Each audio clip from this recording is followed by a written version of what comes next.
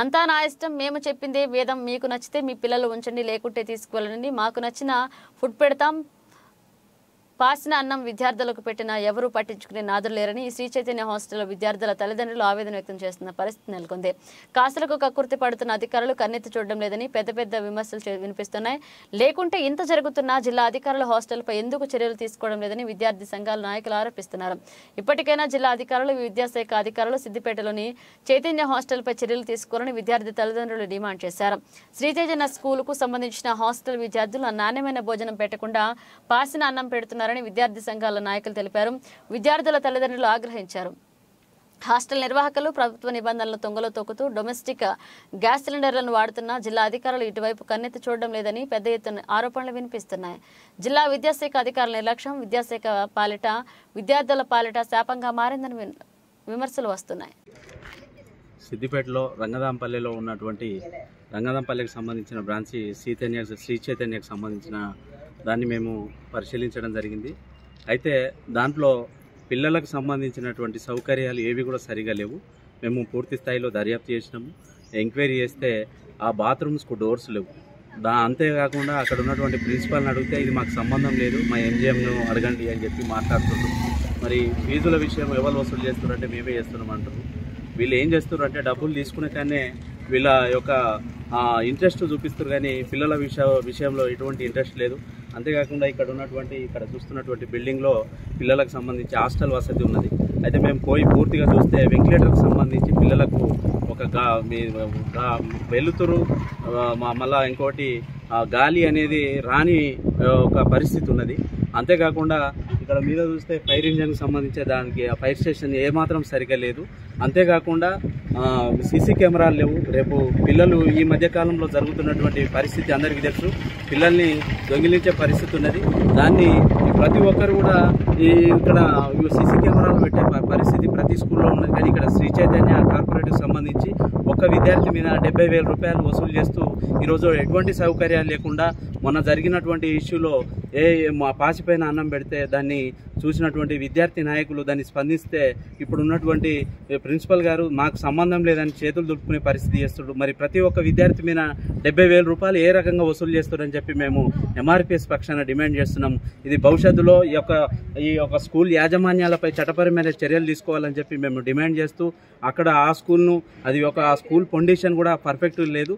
ఆ విషయము అందరికీ తెలుసు. కానీ అక్కడ పర్మిషన్ ఏ రకంగా వచ్చింది, అక్కడ వర్షాకాలం వస్తే అక్కడ ఉన్నటువంటి వాటర్ ఫ్లో అవుతుంది, కూలిపోయే పరిస్థితి ఆ బిల్డింగ్. మరి అటువంటి పరిస్థితి ఇక్కడ ఉన్నటువంటి కలెక్టర్ కానీ డిఓ కానీ మరి ఎటువంటి చర్యలు తీసుకున్నట్లు విఫలమవుతారు. మరి ఏ రకంగా వాళ్ళు ఈ స్కూళ్ళకు పర్మిషన్ ఇచ్చారని చెప్పి మేము పూర్తి స్థాయిలో ఆ పై అధికారుల దగ్గర దాకా వెళ్లే పరిస్థితి కూడా ఉంటుందని చెప్పి తెలియజేస్తూ జై భీమ్. మీ ప్రాబ్లం మీరు చెప్తున్నారు, నాది కూడా నా ప్రాబ్లం కాదు, పిల్లల ప్రాబ్లం గురించి నేను చెప్పండి సార్, చెప్పండి చెప్పారు. చూద్దాం, మొన్న ఆల్రెడీ ఒకసారి కంప్లైంట్ ఇచ్చాము పైన భాగ్య అయితే ఘోరం అసలు హాస్టల్ పైన. ఆమె అయితే ఘోరం అసలు. ఫస్ట్ ఏమన్నదమ్మా ఆమె ఎంత ఘోరంగా మాట్లాడింది తెలుసా? ఏం చేస్తావు చేసుకో, ఇంకా గలీజ్గా మాట్లాడినది చెప్పాలి. చెప్పండి పర్లేదు చెప్పండి. ఏం పిక్కుంటావు ఇక్కపోరు మీరు, మాకు ఇట్లనే అన్నం పెడతాం మేము, ఉంచండి లేకపోతే లేదు ఏం చేస్తుంది ఆమె ఇలా అన్నం వండుతుంది కదా, అన్నం వండుతుంది. ఏమన్నా వేసుకోండి మీ ఇష్టం, మేము మాత్రం ఇట్లనే పెడతాం ఫుడ్ అని చెప్పేసి. ఉందా ఇప్పుడు ఆమె ఉందా అమ్మ భాగ్య తీసేసిరా? ఎంత తీసుకుంటారమ్మా పేమెంట్? ఫీజు ఒక్కరికి మీకు ఎంతమంది పిల్లలు? 70,000 ఇద్దరు కలిసి 1,40,000. 6th క్లాస్ బుక్స్ సెపరేట్, అన్ని సెపరేట్, అన్ని మా ఫుడ్ అన్ని స్నాక్స్ అన్ని ఇచ్చిపోతూనే ఉంటాం వారానికి ఒకసారి. స్కూల్ ఫీజు ఒకటే, ఇది ఇక స్కూల్ ఫీజు ఒకటి, ట్యూషన్ ఫీ ఒకటే, యూనిఫామ్ అంతా మాదే. ఎక్కడ మమ్మీది? మాది మోతేనా? ఒక స్టడీ బాగుందని వేసినాం, స్టడీ కోసం అయితే వేసినాం అంతే. తెలీదు. మేము ఇప్పుడు వచ్చి ప్రతి ఫ్లోర్ చెక్ చేస్తే ఈవెన్ సీసీ కెమెరాస్ లేవు, మళ్ళీ లేవు చుట్టూ సీసీ ఫెన్సింగ్ కెమెరాలు లేదు. లేవు. ఓకే పైన కలిపి ఉన్నారా కలిపి ఉన్నారు. కలిపే ఉన్నారు సార్. గేట్ అడ్డం ఉన్నది. గేట్ కూడా జస్ట్ అవును, కలిపే ఉన్నారు, అందరు కలిపే ఉన్నారు. ఓకే. కలిపే అమ్మాయిల అబ్బాయి కలిపి ఉన్నారు, మధ్యలో ఒక డోర్. కలిపే ఉన్నారు. కాకపోతే అడిగిన నేను మేడం కి ఈ సార్ లేడు, అబద్ధం ఆడద్దు. సార్ ఏం తప్పులేదు. మేడం ఉంది. అమ్మా మీరు కంప్లైంట్ సార్ ఇప్పుడే వచ్చాడు. నేను అదే అంటున్నా సార్ మీకు ఏం సంబంధం సార్ ఏం సంబంధం లేదు. ఏం ఫస్ట్ ఆ సంబంధం మేడం వచ్చింది అది ఫస్ట్. సార్ కూడా మొక్కుకోమని చెప్తున్నాం మేము. మేడం కి అడిగిన నేను, అదే మేడం అమ్మా. ఇట్లా కంబైండ్ ఉంటే బాగుంటది కదా అంటే, టైం పడుతుందమ్మా ఇప్పుడు మాత్రం కొద్ది రోజులు టైం పడుతుంది, ఒక్క చేంజ్ చేయాలంటే టైం పట్టదా అని అన్నది. ఇక సరేలే అని ఊరుకున్నాం. సార్ అయితే బెటర్. ఆ సార్ వచ్చి నుండి కొంచెం ఫుడ్ అయితే కొంచెం నయమైంది. సార్ చెప్తాడు. ఓకే, కొంచెం సార్ చెప్పినప్పటి నుండి ఫుడ్ నయమైంది. అదే మొన్న ఇష్యూ అయినాక ఇష్యూ అయినాక సార్ కొంచెం ఫుడ్ మంచిగా పెట్టాలని చెప్పిండు. ఈ సార్ ఏం లేదు.